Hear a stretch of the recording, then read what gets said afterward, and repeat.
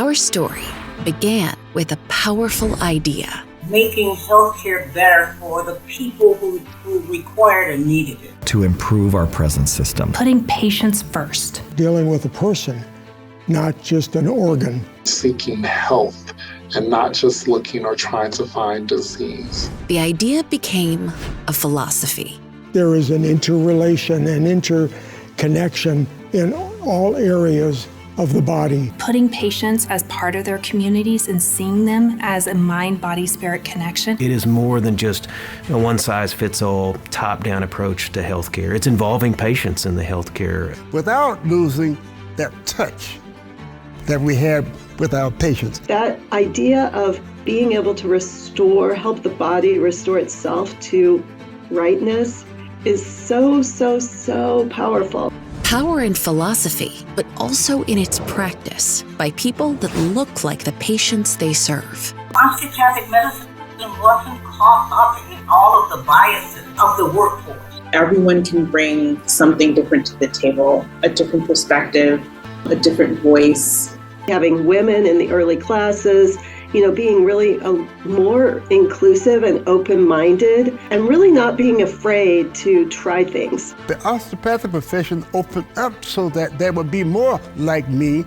who could not get into medical school. I'm no longer a Black female. I'm a Black female osteopathic physician. Physicians and educators called to care and inspired to cure in the communities that needed it the most. We have fundamentally changed how patients have the ability to access primary care providers in their communities that never had the opportunity to seek care before. We got to answer that call. Got to be there to care. You can't just stay at this central hub at the big medical school, the big hospitals, and expect the patients to be able to come to you. The idea that you could be a med student and still live in the community that your family called home for generations, where your life ways were developed and kept alive. Now, that's real power in Indian country. That's happening in the Cherokee Nation. This is a time for celebration.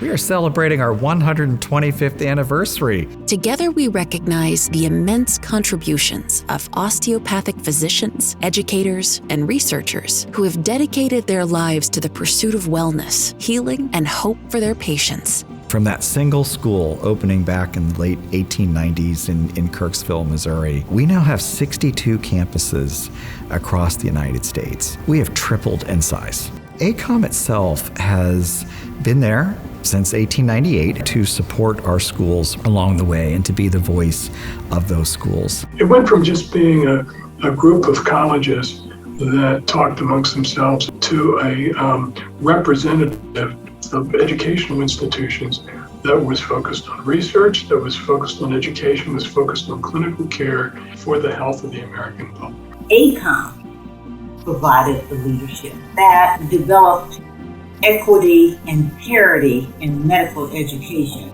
They're the gel, if you will, that really keeps the educational OME together. Always looking for ways to make sure that students are understood and heard and just respectful of the student opinion in general. AACOM is like family to me. It's where all the people who care about the same thing, which is educating future osteopathic physicians, come together. This year, not only do we pay homage to the past, we look to the future, to our role as leaders, innovators, and custodians of a whole-person philosophy of care. It's time for AACOM to take its place and to have a voice and a message that's about change. Healthcare is changing. It's going to change. It needs to change. But we don't want the change to be so disruptive that patients don't benefit from the change. We have to stay true to our fundamental principle, which is putting patients first. Every good door that opened for me in my career in the military was directly related to osteopathic manipulative therapy. It's going to be critical that we study the impact of technology on health status. What does telemedicine delivery do to the patient as it relates to trusting their physician?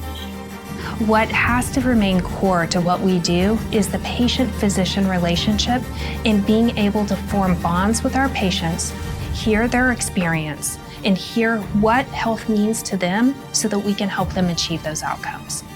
And to the next generation of osteopathic physicians who chart our course for the next 125 years of medical education and care. There is something we have to contribute to medicine that can make a difference for patients, and it's missing from our healthcare system.